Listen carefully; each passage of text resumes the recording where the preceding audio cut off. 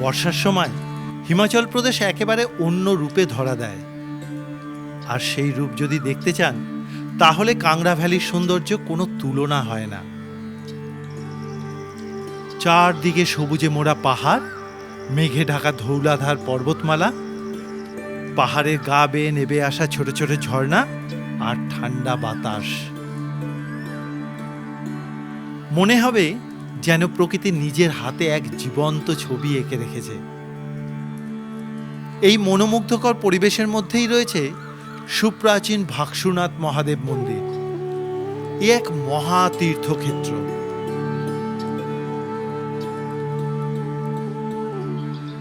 শত শত বছর ধরে এই মন্দির ভক্তদের বিশ্বাস আর আস্থার প্রতীক হিসেবে দাঁড়িয়ে আছে। মন্দিরে পৌঁছানোর পথটাও ভীষণ সুন্দর। বর্ষার সময় পাহাড়ের প্রতি কটা বাঁক যেন নতুন নতুন দৃশ্য উপহার দেয়। আর মন্দিরের খুব কাছেই রয়েছে বিখ্যাত ভাগসু ওয়াটারফলস। বর্ষার সময় এই জলপ্রপাত তার সব থেকে সুন্দর রূপে ধরা দেয়। পাহাড়ের বুক চিরে সাদা ফেনায় জল নেমে আসছে। চারদিকে মেঘ আর সবুজের মিলন ক্ষেত্র। দৃশ্যটা এতটাই অসাধারণ যে চোখ ফেরাতে একদম ইচ্ছা করবে না। আজ আমার তীর্থযাত্রার লক্ষ্য হল হিমাচল প্রদেশের কাংড়া ভ্যালির সেই বিখ্যাত ভাগশুনাথ মহাদেব মন্দির। সঙ্গে জানব এর ইতিহাস ও আধ্যাত্মিক গুরুত্ব, আর উপভোগ করব কাংড়া ভ্যালি ও ভাগসু জলপ্রপাতের বর্ষার সেই অপূর্ব সৌন্দর্য।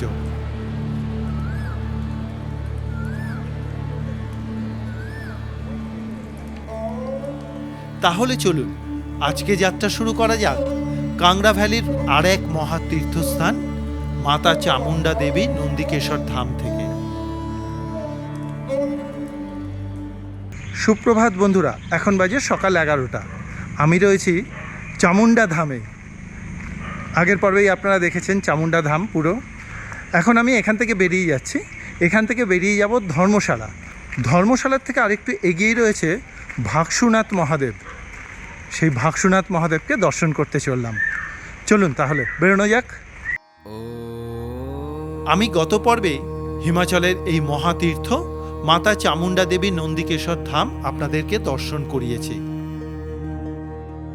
যারা আমাদের চ্যানেলে আজকে প্রথম ভিডিও দেখছেন তাদের উদ্দেশ্যে একটা কথা জানিয়ে রাখি।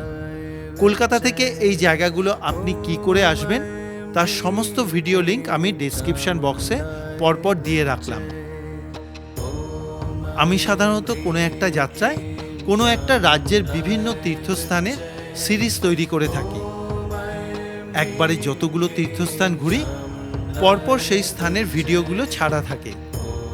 প্রতিটা ভিডিওর লিংক আমি ডেসক্রিপশন বক্সে দিয়ে রাখি, প্রয়োজন হলে দেখে নিতে পারবেন। চলুন আর কথা না বাড়িয়ে সামনের দিকে এগোনো যাক। আমি এই পুণ্যভূমির থেকে বেরোনোর সময় আবার মাতা চামুন্ডা দেবী ও বাবা মহাদেবকে প্রণাম জানালাম। এবারে হাঁটতে হাঁটতে বেরিয়ে এলাম মন্দির কম্পাউন্ড থেকে। আজ সকালবেলা উপোস থেকে মায়ের পুজো দিয়েছি। এবারে কিছু খেতে হবে। মন্দির কম্পাউন্ড থেকে বেরিয়ে উল্টো দিকে চলে এলাম একটা রেস্টুরেন্টে। ভাইয়া খানা মিলেগা? পরোটা। ঢুকে পড়লাম কিছু খাওয়ার জন্য। ঢুকে আলু পরোটা অর্ডার দিতেই গরম গরম পরিবেশন করলেন।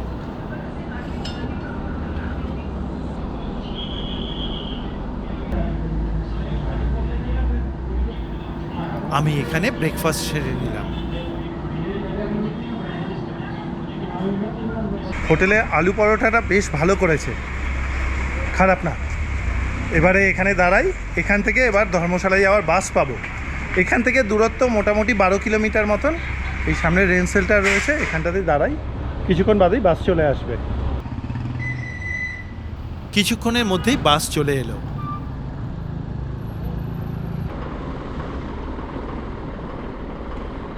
উঠে পড়লাম বাসে। বাসে উঠে দেখি একদমই ফাঁকা।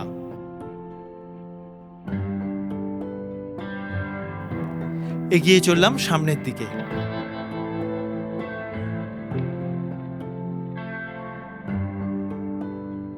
আমাদের বাস পাহাড়ি আঁকাবাঁকা পথ ধরে এগোতে থাকলো। কিছু দূর এগোতেই সুন্দর সুন্দর বাড়ি ঘরগুলো দেখে বুঝতে পারলাম আমরা ধর্মশালা অঞ্চলের মধ্যে ঢুকে গেছি। আগেই জেনেছিলাম ধর্মশালা জায়গাটা খুব সুন্দর। বাড়িঘরগুলো দেখে বোঝাই যাচ্ছিল সত্যিই জায়গাটা সুন্দর আর খুব পরিষ্কার পরিচ্ছন্ন। আরও কিছুক্ষণ চলার পর বাস ধর্মশালা বাস স্ট্যান্ডে এনে আমাদের নামিয়ে দিল।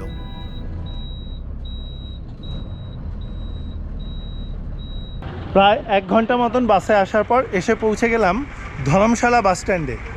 এই হচ্ছে ধর্মশালা বাস স্ট্যান্ড। এবারে এখানে একটা থাকার ব্যবস্থা করে নিতে হবে। চলুন আগে দেখা যাক এখানে কম বাজেটের মধ্যে কি হোটেল আছে। ধর্মশালা বাস স্ট্যান্ডটা বেশ বড়। এখান থেকে হিমাচল প্রদেশের বিভিন্ন জায়গায় যাওয়ার জন্য সরাসরি বাস পাওয়া যায়। বাস স্ট্যান্ড থেকে বেরিয়ে চলে এলাম মার্কেট এরিয়াতে। এখানের একটা হোটেলে আজকে থাকবো ঠিক করলাম। মার্কেটের মধ্যে বিভিন্ন বাজেটের হোটেল পাওয়া যায়। সাধারণত হোটেলের রেট থাকে 1,500 টাকা থেকে 2,000 টাকার মধ্যে। আমি একটু খোঁজাখুঁজি করে চলে এলাম হোটেল প্যারাডাইসে।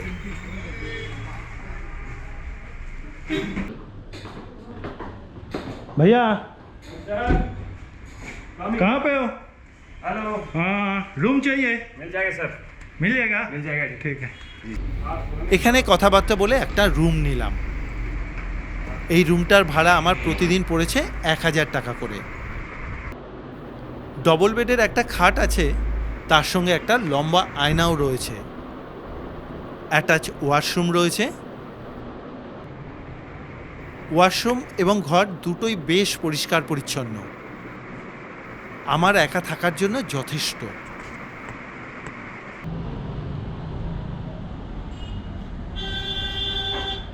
এখন বাজে বেলা 1টা। হোটেল প্যারাডাইস থেকে এখন বেরিয়ে পড়লাম। এবারে এখান থেকে যাব ম্যাকলিয়ডগঞ্জ। ওখানেই আছে ভাগসুনাথ মহাদেব মন্দির। চলুন বেরোনো যাক। স্থানীয়দের সঙ্গে কথাবার্তা বলে জানতে পারলাম ম্যাকলিয়ডগঞ্জ যাওয়ার জন্য এখান থেকে শেয়ার গাড়ি পাওয়া যায়। সেই জায়গাটার নাম গান্ধী পার্ক। আমি হাঁটতে হাঁটতে এগিয়ে চললাম সেই দিকে। কিছুক্ষণের মধ্যেই পৌঁছে গেলাম গাড়ি স্ট্যান্ডে, অর্থাৎ গান্ধী পার্কে। এখানে একটু খোঁজ খবর নিলাম, দেখলাম শেয়ার গাড়ি আপাতত নেই। স্থানীয় মানুষরা জানালেন সামনের ওই বাসটা যে যাচ্ছে ওটা ম্যাকলিয়ডগঞ্জ যাবে। তাই আমি বাসে উঠে পড়ি।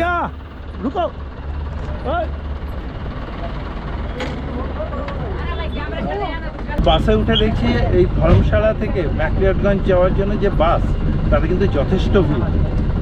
চলুন যাওয়া যাক। বাস এগিয়ে চলল পাহাড়ি পথ ধরে।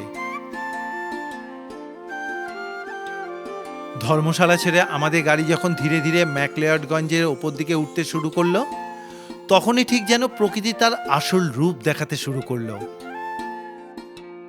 বর্ষার সময় কাংড়া ভ্যালির সৌন্দর্য সত্যিই ভাষায় প্রকাশ করা কঠিন। পাহাড়ের গা জুড়ে সবুজ নরম চাদর আর দূরে ধৌলাধার পর্বতমালা।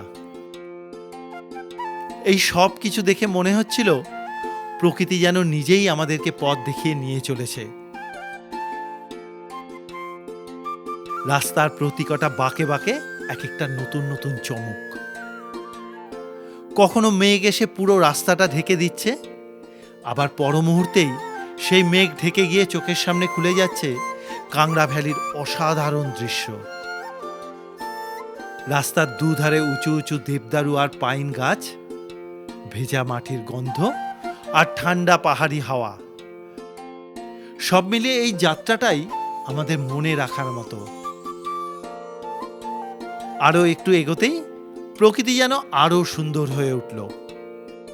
চলার পথে দুদিকে উঁচু উঁচু পাইন আর দেবদারু গাছের মধ্যে দিয়ে মেঘেদের আনাগোনা শুরু হয়েছে। অপূর্ব সুন্দর লাগছিল। বাসে যেতে যেতেই মেঘেদের দল আমাদেরকে তার শীতল পরশ দিয়ে যেতে থাকলো। বাঁ দিকে পাহাড়ের ওপরে গাছেদের ফাঁক দিয়ে মেঘগুলো অপূর্ব সুন্দরভাবে উড়ে বেড়াচ্ছিল। সত্যি জায়গাটা যেন স্বপ্নপুরীর মতন লাগছিল। অপূর্ব সুন্দর এখানকার আবহাওয়া আর প্রাকৃতিক পরিবেশ। দেখতে দেখতে আমরা ম্যাকলিয়ডগঞ্জ পাহাড়ি জনপথের মধ্যে প্রবেশ করলাম। তবে আমি এখানে নামবো না। ড্রাইভার ভাই আমাকে জানালেন এখান থেকে আরও 2 কিলোমিটার এগিয়ে আমি নামবো ভাগসুনাথ মন্দিরের একদম কাছে, যেখানে বাস স্ট্যান্ড আছে সেই জায়গাতে। বাস এবারে দোকান বাজারের মধ্যে দিয়ে সরু পথ ধরে সামনের দিকে এগোতে থাকলো। এই রকম পথে আরও কিছুক্ষণ এগোনোর পর আমরা আমাদের গন্তব্যে পৌঁছলাম। ম্যাকলিয়ডগঞ্জ যে মেন মার্কেট, সেখান থেকে আরও 2 কিলোমিটার সামনে বাস নিয়ে এসে আমাদেরকে দাঁড় করিয়ে দিল ভাগসুনাথ মহাদেব মন্দিরের একদম কাছাকাছি। চলুন যাওয়া যাক। ধর্মশালা থেকে এই পর্যন্ত আমাদের আসতে সময় লাগলো 45 মিনিট। বাস ভাড়া লেগেছিল 35 টাকা। আমি এগিয়ে চললাম মন্দির দর্শনের উদ্দেশ্যে। এখানেও থাকার জন্য খুব সুন্দর ব্যবস্থা রয়েছে, প্রচুর হোটেল, থাকতে কোনো অসুবিধা হবে না। তবে এখানের হোটেল ভাড়া ধর্মশালার থেকে একটু বেশি। কিছুটা হেঁটেই পৌঁছে গেলাম ভাগসুনাথ মহাদেব মন্দিরের একদম প্রবেশদ্বারে। ঢুকে পড়লাম প্রবেশদ্বার দিয়ে। এই মন্দির বহু প্রাচীন এক জনপ্রিয় তীর্থস্থান। এই মন্দিরের বিশেষত্ব হলো এটি কিন্তু শুধুমাত্র ভগবান শিবের মন্দির নয়, এখানে শিব এবং নাগদেবতা উভয়েরই পুজো করা হয়। তাই এই মন্দির শৈব এবং নাগ উপাসনার এক অনন্য মিলনস্থল। মন্দিরের সামনে একটি পবিত্র কুণ্ড আছে, যেখানে মন্দিরের নিচ থেকে উঠে আসা পাহাড়ি ঝর্ণার জল নিরন্তরভাবে প্রবাহিত হচ্ছে। বহু ভক্ত সেই জলে স্নান করে তারপর বাবা মহাদেবের পুজো করেন। স্থানীয় মানুষের বিশ্বাস এই জল পবিত্র এবং মানসিক শান্তি ও আধ্যাত্মিক শক্তির এক প্রতীক।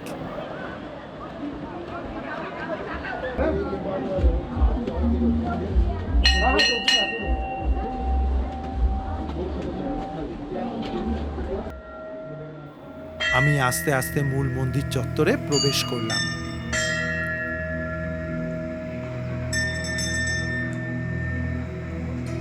এই হলো ভাগসুনাথ মহাদেব মন্দির।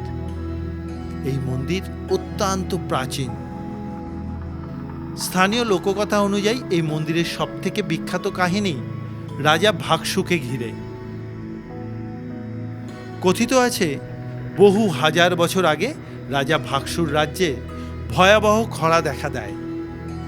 প্রজারা জলের অভাবে কষ্ট পেতে থাকে। তখন প্রজাদের বাঁচানোর জন্য রাজা হিমালয়ের দুর্গম পাহাড়ে জল খুঁজতে বের হন।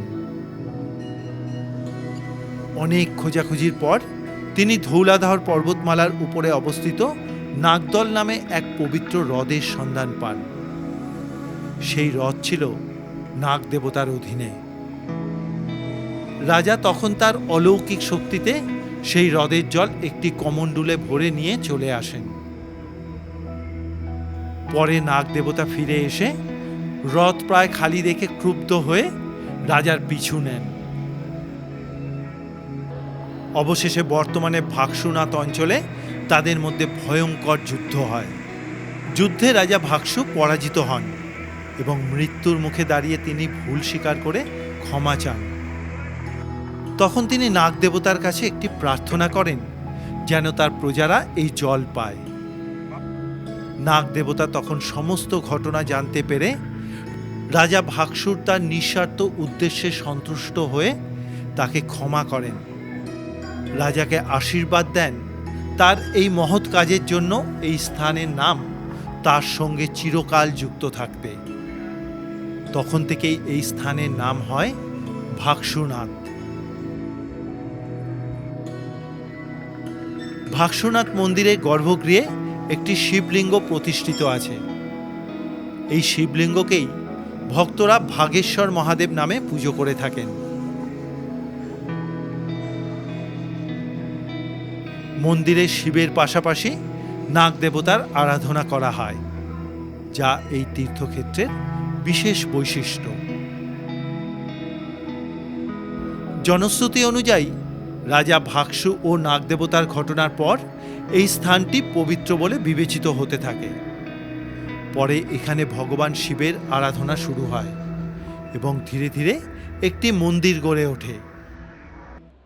বর্তমান মন্দিরের সঙ্গে সবথেকে বেশি ঐতিহাসিক তথ্যটি হল 19 শতকের শুরুতে গোর্খা শাসকরা এই মন্দিরের সংস্কার ও পুনর্নির্মাণে গুরুত্বপূর্ণ ভূমিকা পালন করেন। সেই সময় কাংড়া অঞ্চলে গোর্খাদের প্রভাব ছিল এবং তারা বহু ধর্মীয় স্থাপনার সংস্কার করেছিলেন।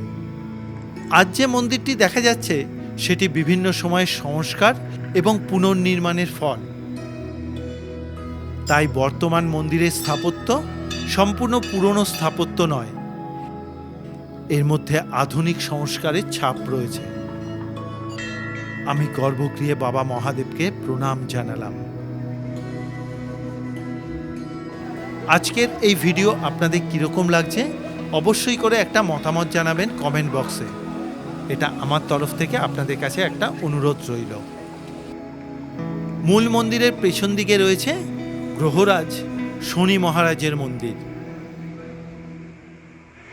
ভাগসুনাগ মহাদেব মন্দির দর্শন করলাম, অপূর্ব দর্শন হলো। গর্ভমন্দিরে বাবা মহাদেবের ছোট্ট লিঙ্গ রয়েছে, খুব সুন্দর লাগলো। বহু প্রাচীন এই মন্দির। এখন ধরতে গেলে অফ সিজন, বর্ষার সময়, কিন্তু এখন শ্রাবণ মাস চলছে, তাই জন্য কিন্তু এই মন্দির কম্পাউন্ডে প্রচুর ভক্তজন এসেছেন বাবা মহাদেবকে দর্শন করতে। চলুন এরপরে এবার এখান থেকে বেরিয়ে আরেকটু পেছন দিকে হেঁটে যাব ভাগসুনাগ ওয়াটারফল দেখতে। চলুন যাওয়া যাক। মন্দির কম্পাউন্ডের পেছন দিকে দরজা দিয়ে বেরিয়ে চলে এলাম। আমি যখন এসেছি তখন প্রায় বিকেল হয়ে এসেছে। দেখলাম দলে দলে ভক্তজন ভাগসু ওয়াটারফলস দর্শন করে ফিরে আসছেন। এখান থেকে দূরে ওই যে লম্বা মতন ওয়াটারফলসটা দেখা যাচ্ছে, অপূর্ব সুন্দর লাগছিল এখান থেকে। প্রথম দর্শনেই মনটা খুব ভালো হয়ে গেল, অপূর্ব প্রাকৃতিক সৌন্দর্য। চলুন যাওয়া যাক, আর একটু ওপর দিকে উঠতে হবে। বৃষ্টি ভেজা সরু পথ ধরে আমি সামনের দিকে এগোতে থাকলাম। চলার পথ সরু কিন্তু এই রকম সুন্দর, পথ চলতে কোনো অসুবিধা হওয়ার কথাই নয়। কিছুটা এগোতেই রাস্তা বাঁ দিকে ওপর দিকে উঠতে থাকলো।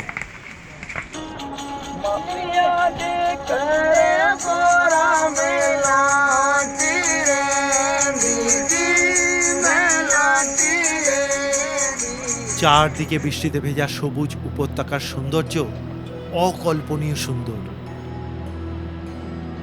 বর্ষার সময় পাহাড় যে প্রাণবন্ত হয়ে ওঠে তা সত্যিই ভাষা দিয়ে প্রকাশ করা যায় না। আমি সিঁড়িপথে ওপর দিকে উঠতে থাকলাম।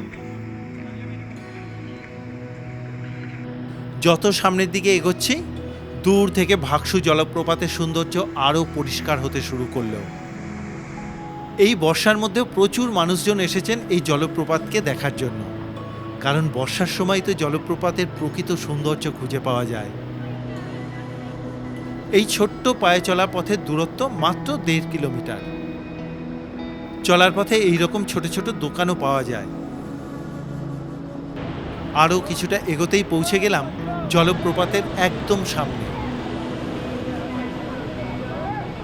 পাহাড়ের ওপর থেকে প্রবল বেগে জল ঝাঁপিয়ে নিচে পড়ছে। ঝর্ণার এই যৌবনা রূপ অকল্পনীয় সুন্দর। প্রচুর মানুষজন এই ঝর্ণার নিচে দাঁড়িয়ে এই সৌন্দর্য উপভোগ করছেন। এই ভাগসু জলপ্রপাতের সঙ্গে একটি কাহিনী জড়িয়ে রয়েছে। লোকবিশ্বাস অনুযায়ী যুদ্ধের সময় রাজা ভাগসুর কমণ্ডল থেকে যে জল ছড়িয়ে পড়েছিল সেই জলই পাহাড়ের গা বেয়ে নেমে এসে আজকের এই ভাগসু ঝর্ণা ও তার আশপাশে জলধারার সৃষ্টি করেছে। এটা কিন্তু ধর্মীয় লোককাহিনী। আমি যখন এখানে এসেছিলাম তখন হালকা হালকা বৃষ্টি পড়ছিল, পাহাড়গুলো মেঘে ঢেকে যাচ্ছিল, আবার কিছুক্ষণ পরেই মেঘ সরে গিয়ে দেখা দিচ্ছিল সবুজে মোড়া কাংড়া ভ্যালি। সে দৃশ্য সত্যি ভাষায় প্রকাশ করা কঠিন। মনে হচ্ছিল যেন প্রকৃতি তার নিজের সমস্ত সৌন্দর্য এক জায়গায় এনে সাজিয়ে দিয়েছে। ঝর্ণার একদম কাছে গেলে ঠান্ডা জলের ছিটে এসে মুখে লাগছিল। সেই মুহূর্তের সময় সমস্ত ক্লান্তি যেন কোথায় মিলিয়ে গেল। শুধু দাঁড়িয়ে দাঁড়িয়ে এই ঝর্ণার দৃশ্য আর শব্দ শুনতে থাকলাম। আমি এখানে অনেকটা সময় কাটিয়েছিলাম।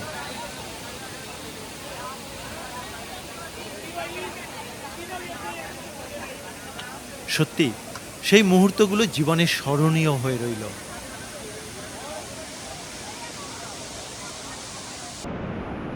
আপনারা যদি কখনো বর্ষাকালে ম্যাকলিয়ডগঞ্জে আসেন তাহলে ভাকসু জলপ্রপাত অবশ্যই আসবেন। বিশ্বাস করুন, এই জায়গার সৌন্দর্য অনেক দিন আপনার মনের মধ্যে রয়ে যাবে। এরপরে আমি এই ঝর্ণার কাছ থেকে বেরিয়ে পড়লাম। ভাকসু ওয়াটারফল দেখে বেরোলাম। সত্যি প্রকৃতির এক অপূর্ব নিদর্শন এখানে। বর্ষার সময় এসেছি বলে আরও সৌন্দর্য বেড়ে গেছে। খুব সুন্দর লাগলো জায়গাটা। চলুন এবারে এখান থেকে বেরোনো যাক। আস্তে আস্তে নিচের দিকে হেঁটে নামতে থাকলাম। ফেরার পথে কিছু বৌদ্ধ লামাদের সঙ্গে দেখা হয়েছিল। তারা সবাই একসঙ্গে সারিবদ্ধভাবে ভাকসু ওয়াটারফলস দেখে ফিরে আসছেন। সত্যি আজকে এখানে এসে আমি নিজের চোখে যা দেখে গেলাম তা অকল্পনীয় সুন্দর।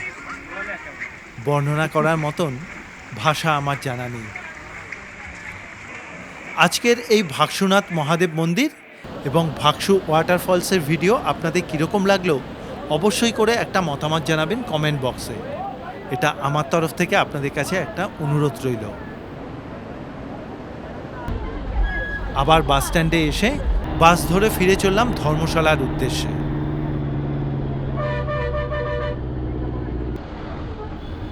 আজকের মতন ভিডিও এখানেই শেষ করলাম। দেখা হবে আগামী পর্বে কাংড়া ভ্যালির আর এক মহা তীর্থস্থানে। ততক্ষণের জন্য বিদায়। সবাই ভালো থাকবেন, সুস্থ থাকবেন। শুভ সন্ধ্যা।